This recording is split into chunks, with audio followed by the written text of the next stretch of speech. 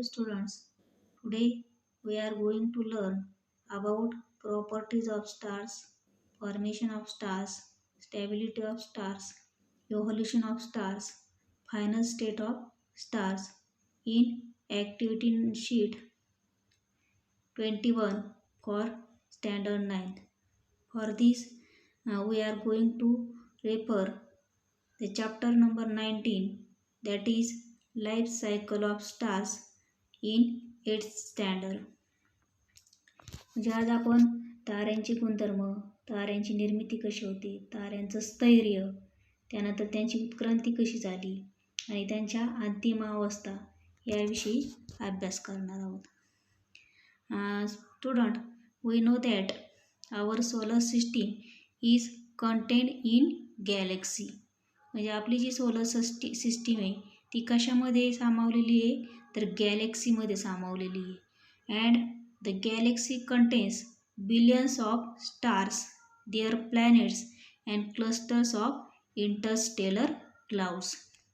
मग ही जी गॅलेक्सी बघा, त्या गॅलेक्सीमध्ये काय काय येतं, तर that Galaxy content billions of stars, तारे असतात त्याच्यामध्ये. देअर प्लॅनेट्स, त्यानंतर त्यांच्या काही ग्रहमालिका असतात किंवा ग्रह असतात.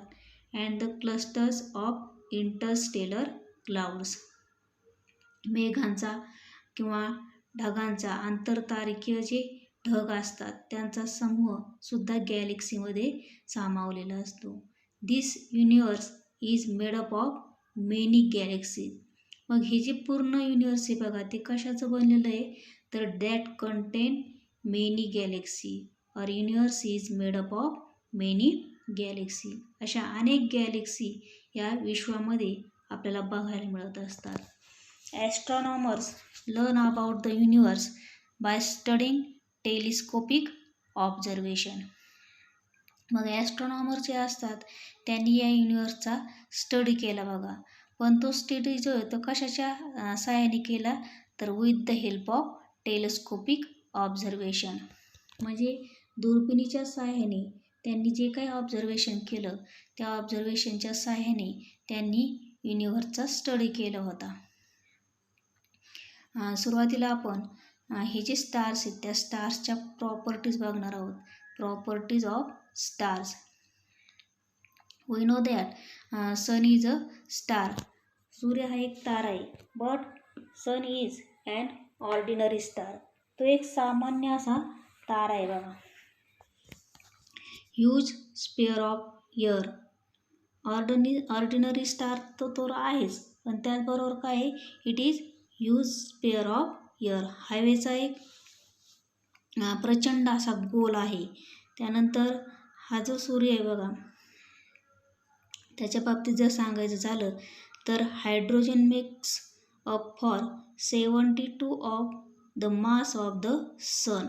म्हणजे सूर्याचं जे वस्तुमान आहे त्या वस्तुमानाच्या 72% भाग जो आहे तो कशाचा आहे, तर हायड्रोजनचा आहे. Means hydrogen makes up for 72% of the mass of the sun, while helium is 26%. म्हणजे 72% जे आहे ते कशापासून बनलेलं आहे, सनचं जे मास आहे त्याच्यामध्ये 72% जे आहे ते हायड्रोजन आहे, 26 जे आहे ते हिलियम आहे आणि रिमेनिंग जे 2% आहे बघा, 2% is made up of elements heavier than helium. हेलियमपेक्षा जास्त वस्तुमान असलेले जे मूलद्रव्य आहेत ते मूलद्रव्य किती टक्के आहेत, तर 2% आहेत. म्हणजे अशा प्रकारे या स्टारच्या प्रॉपर्टी आपल्याला सांगता येतील. त्यानंतर आपल्याला पुढं बघायचं आहे प्रॉपर्टीज ऑफ सन.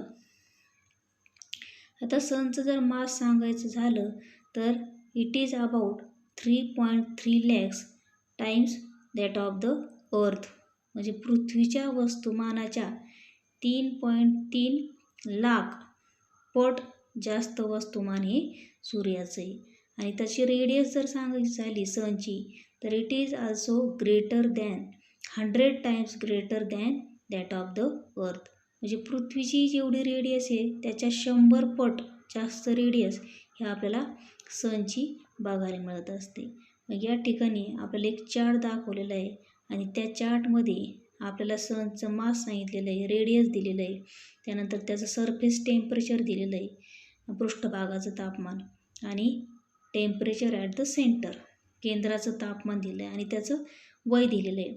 मग मास जर सांगायचं झालं तर mass of sun is about 2 × 10⁻30 kg, म्हणजे 2 × 10⁻³ किलोग्रॅम इतकं त्याचं मास आहे. रेडियस जर सांगायचं झालं तर इट इज अबाउट 6,95,700 किलोमीटर एवढी रेडियस आहे त्याची. सरफेस टेम्परेचर, त्याचं पृष्ठभागाचं तापमान बघा किती आहे, 5,800 केल्विन आणि टेम्परेचर ॲट द सेंटर, त्याचं केंद्राचं तापमान जर सांगायचं झालं तर इट इज अबाउट 1.5 × 10⁻7 केल्विन. त्याचं वय बघा किती, age of sun is 4.5 × 10⁻9 year एवढं त्याचं वय आहे. त्यानंतर बर्थ ऑफ स्टार्स, ताऱ्यांची निर्मिती कशी झाली ते आपल्याला बघायचं आहे. Due to some disturbance these clouds start contracting, म्हणजे काही असा डिस्टर्बन्स झाला, काही असे विक्षोभ निर्माण झाले की ज्याच्यामुळं काय झालं तर क्लाउड स्टार्स कॉन्ट्रॅक्टिंग, आंतरतारकीय जे मेघ असतात त्यांचं आकुंचन होऊ लागलं. बिकॉज ऑफ द कॉन्ट्रॅक्शन, मग त्यांचं कॉन्ट्रॅक्शन झाल्यानंतर, क्लाउडचं कॉन्ट्रॅक्शन झाल्यानंतर काय झालं बघा, their density starts increasing and their temperature also starts to increase. क्लाउडचं कॉन्ट्रॅक्शन झाल्यामुळं त्यांची डेन्सिटी वाढत गेली, टेम्परेचरसुद्धा वाढत गेलं आणि a dense sphere of hot gas is form from a cloud, आणि टेम्परेचर वाढलं, डेन्सिटी वाढली, कॉन्ट्रॅक्शन झालं बघा त्या क्लाउडचं आणि मग त्यानंतर काय तयार झालं, a dense sphere of hot gas is form, त्याच्यापासून उष्ण असा वायूचा गोळा तयार झाला.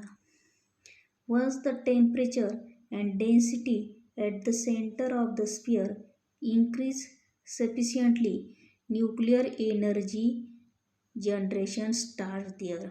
मग एकदा की टेम्परेचर आणि डेन्सिटी हे सेंटरचं वाढत गेलं तर त्यानंतर काय झालं बघा, न्यूक्लिअर एनर्जी जनरेशन त्या ठिकाणी निर्माण झालं, म्हणजे अणुऊर्जा निर्मिती ही त्या ठिकाणी निर्माण झाली. कशामुळं तर टेम्परेचर वाढल्यामुळं, डेन्सिटी वाढल्यामुळं, तो जो सेंटर आहे स्पिअरचा त्याची टेम्परेचर आणि डेन्सिटी ही वाढत गेल्यामुळं न्यूक्लिअर एनर्जी जनरेशन हे त्या ठिकाणी सुरू झालं होतं. आणि त्यामुळं काय झालं बघा, because of this energy generation the gas sphere becomes self luminous and star is form, और we can say that a star is born. Nuclear energy generation झाल्यामुळं काय झालं बघा, तर तो जो गॅस स्पिअर तयार झालेला होता इट बिकम्स सेल्फ ल्युमिनस, म्हणजे स्वयंप्रकाशित असा तो गॅस स्पिअर तयार झाला आणि तेव्हापासूनच मग तो जो स्टार आहे किंवा त्याची जी बर्थ आहे ती झाली आपण असं मानता येईल. And a star is form, और we can say that a star is born, म्हणजे काही डिस्टर्बन्स झाल्यामुळं क्लाउडचं कॉन्ट्रॅक्शन झालं, क्लाउड कॉन्ट्रॅक्ट झाल्यामुळं त्याची डेन्सिटी वाढत गेली, टेम्परेचर वाढत गेली आणि त्यामुळं काय झालं तर हॉट गॅस स्पिअर जो आहे तो तयार झाला ढगांचा, आणि सेंटरचं तापमान वाढल्यामुळं, सेंटरची डेन्सिटी वाढल्यामुळं न्यूक्लिअर एनर्जी जनरेशन झालं आणि न्यूक्लिअर एनर्जी जनरेशन झाल्यामुळं तो जो गॅस स्पिअर आहे तो कसा झाला, सेल्फ ल्युमिनस झाला आणि त्यापासून मग स्टारची काय झालेलं आहे तर फॉर्मेशन हे झालेलं आहे. त्यानंतर स्टॅबिलिटी ऑफ स्टार्स आपल्याला बघायचं आहे. ताऱ्यांचं स्थैर्य, the gravitational force between the gas particles of star keeps this particle together. आता स्टार्समध्ये जे गॅस पार्टिकल्स असतात बघा, दे रिमेन्स टुगेदर, ते एकमेकांच्या जवळ राहत असतात. तर ते कशामुळं जवळ राहत असतात तर due to the gravitational force between the gas particles. दोन किंवा अनेक जे गॅस पार्टिकल्स असतात ते एकमेकांच्या जवळ कशामुळे राहतात, तर त्या गॅस पार्टिकलमध्ये आपल्याला ग्रॅव्हिटेशनल फोर्स हा बघायला मिळत असतो. अ star is stable if it has a balance between the force of gravity and the pressure of the hot air in the star working against it. मग तो जो स्टार आहे त्याला स्टॅबिलिटी कशामुळे प्राप्त होत असते, तर if it has a balance, जर त्याच्यामध्ये आपल्याला संतुलन बघायला मिळालं. कशामध्ये, तर between the force of gravitational force आणि the pressure of hot air in the star. त्या स्टारमध्ये असणारे जो हॉट एअर असतो त्याचा प्रेशर आणि ग्रॅव्हिटेशनल फोर्स यांच्यामध्ये ज्यावेळेस बॅलन्स निर्माण होत असतो, त्या बॅलन्समुळं स्टारला स्टॅबिलिटीही प्राप्त होत असते. आता या ठिकाणी आपल्याला एक फिगर दाखवलेली बघा, त्याच्यामध्ये आपल्याला स्टारची स्टॅबिलिटी दाखवलेली. आता आपल्याला सेंटरमध्ये तो जो सर्कल आहे बघा, त्याच्या सेंटरला आपल्याला ग्रॅव्हिटेशनल फोर्स दाखवलेला आहे. आतल्या बाजूला आहे, सेंटरच्या डायरेक्शनने ग्रॅव्हिटेशनल फोर्स आहे. आणि तो जो स्पेअर आहे त्याच्या बाहेरच्या साईडने प्रेशर आहे, पण तो प्रेशर कशाचा आहे, तर हॉट गॅसचा आहे. मग बाहेरच्या साईडने असलेला हॉट गॅसचा प्रेशर आणि आतल्या साईडने असणारा जो ग्रॅव्हिटेशनल फोर्स आहे यांच्यामध्ये ज्यावेळेस बॅलन्स निर्माण होत असतो त्यावेळेस त्या स्टारला स्टॅबिलिटीही प्राप्त होत असते. त्यानंतर आपल्याला पुढं बघायचं आहे बघा, इव्हॉल्युशन ऑफ स्टार्स म्हणजे ताऱ्यांची उत्क्रांती.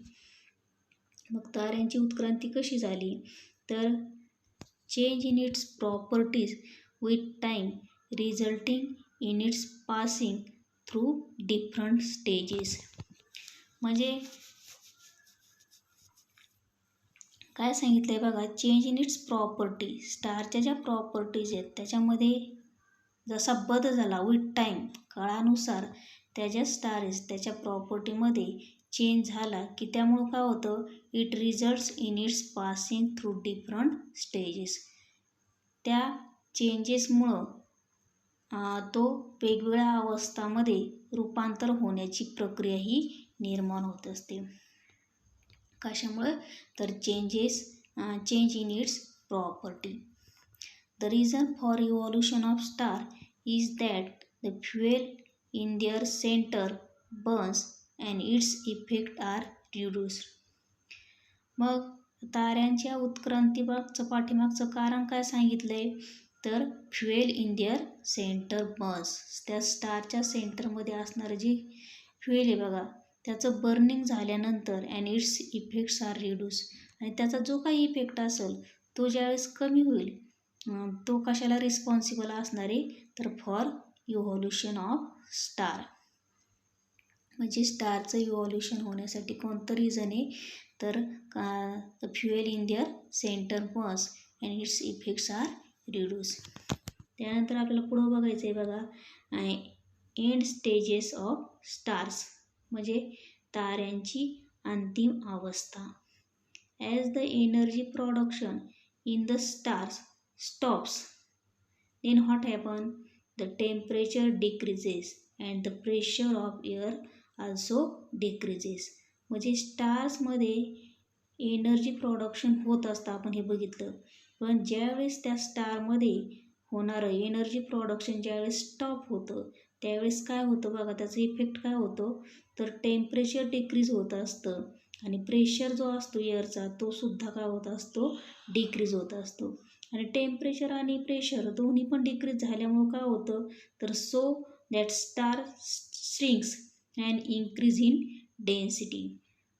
टेम्परेचर डिक्रीज झालं, प्रेशर डिक्रीज झालं की तो काय होतो बघा, श्रिंक्स होतो म्हणजे आकुंचित होतो. आणि आकुंचित झाला की त्याची डेन्सिटी काय होत असते, इन्क्रीज होत असते.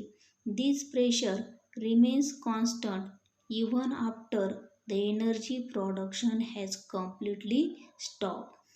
म्हणजे तो जो प्रेशर आहे बघा डिक्रीज झालेला तो कॉन्स्टंट राहत असतो even after the energy production has completely stop. म्हणजे त्या स्टारमध्ये होणारी जी एनर्जी प्रोडक्शन आहे ती कम्प्लिटली स्टॉप जरी झालं तरी तो प्रेशर जो आहे तो कॉन्स्टंटच राहत असतो. And the temperature has drop, आणि तापमान काय होत असतं, खाली येत असतं किंवा कमी होत असतं. And therefore the stability of star is maintained and it becomes the final stage of the star. आणि त्यामुळं काय होतं बघा, तर ताऱ्यांचं स्थैर्य जे स्टॅबिलिटी जी आहे ती मेंटेन राहत असते, आणि it becomes the final stage of the star, आणि तीच त्या ताऱ्याची अंतिम अवस्था ही ठरत असते. Means in this way, in this activity sheet we have learn the different information about star. Thank you.